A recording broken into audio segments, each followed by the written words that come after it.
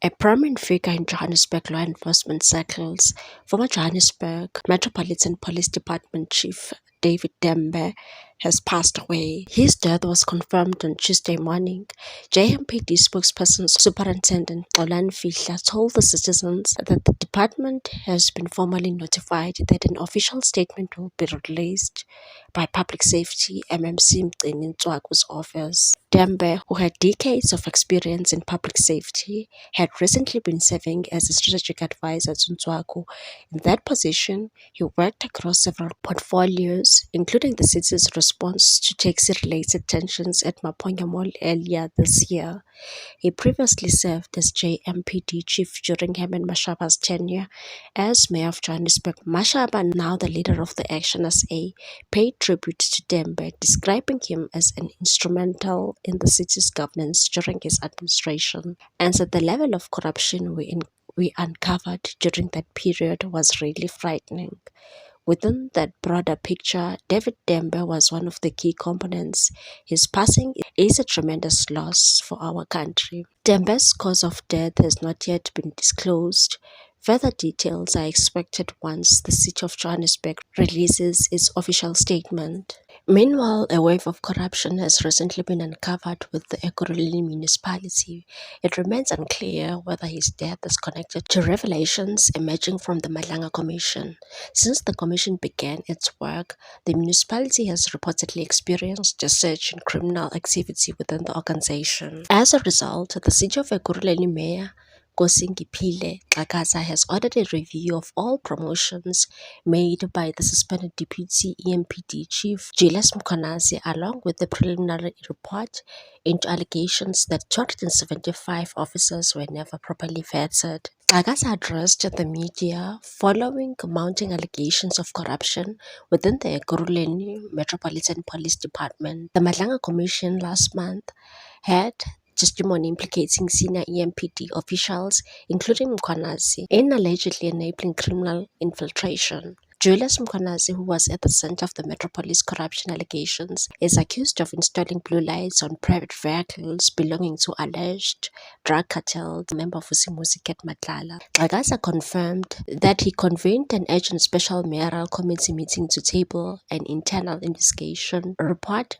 raising deeply troubling allegations of misconduct involving two senior managers. This includes suspended EMPD Chief Jabulani Mapigeye. Mapigeye was placed on a precautionary suspension in September 2024 after allegations of sexual harassment were lodged against him. Xakaza said these allegations are consistent with concerns already raised by the Madlanga Commission of Inquiry. He added that he requested the Speaker of Council to convene an extraordinary council meeting to brief the councillors on the ongoing processes, including the reasons behind the 2023 decision not to institute disciplinary action stemming from alleged misconduct by Mkhwanazi, as recorded in the internal investigation, and said given the serious and deeply concerning developments now emerging, both internally and through alleged irregularities presented at the Madlanga Commission, I have mandated the city manager to institute a broader, comprehensive internal investigation into alleged misconduct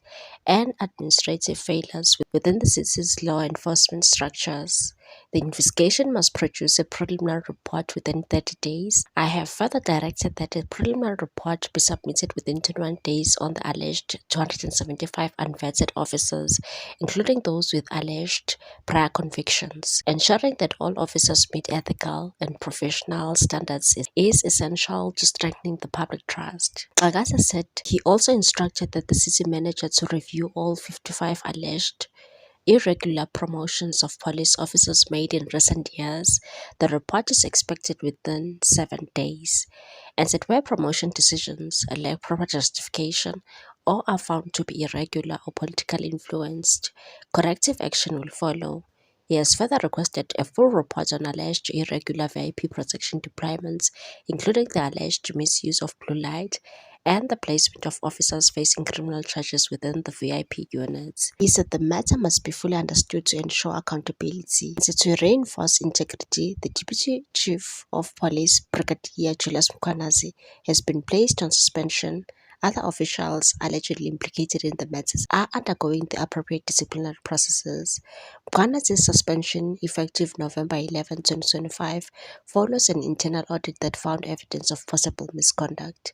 The city expressed that the suspension is an administrative step to protect the integrity of the disciplinary process and does not amount to a finding of guilt.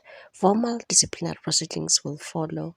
Xhakaza said the actions are necessary to preserve the integrity of the broader investigation and demonstrate that accountability applies to all. And said, I'm assembling a dedicated team to monitor and analyze submissions before the Matlanga Commission. The Commission has surfaced alleged administrative irregularities that may not be captured through routine reporting. Aware that in your statement you mentioned that Brigadier Mkhwanazi refused. Mkhwanazi, yes, refused to be subjected to this, but before that. Had he ever been subjected to this process? Not at all. It would have been only during his original appointment as a recruit. That was the only time that it would have been done. It was an incident that took place in Pitfontein. It's a truck with theft under false pretenses. The CAS number is a criminal archive system of SAPS that they're using. The CAS number is 86 of 2023, and it's a Pitfontein SAPS case, and IPIT is obviously investigating it. This Inspector Mr. Makagula. It happened on a plot in Marigold Street in Pitfontein.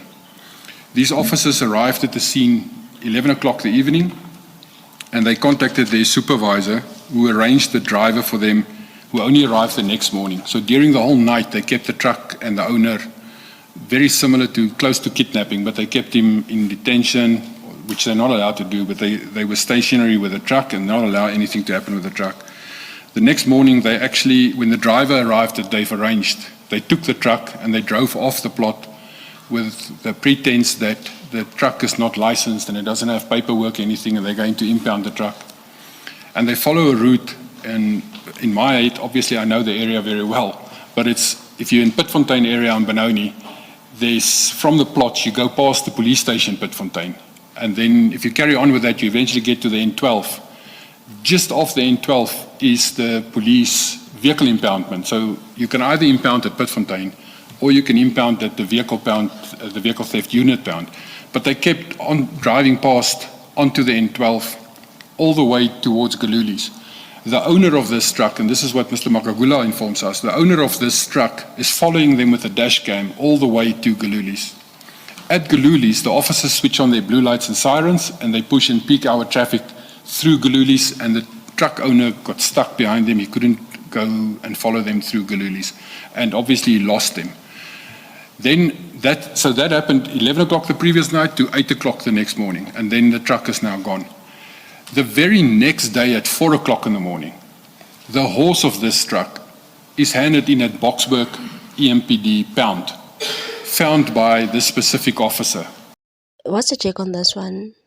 Thanks for watching. Please subscribe for more news.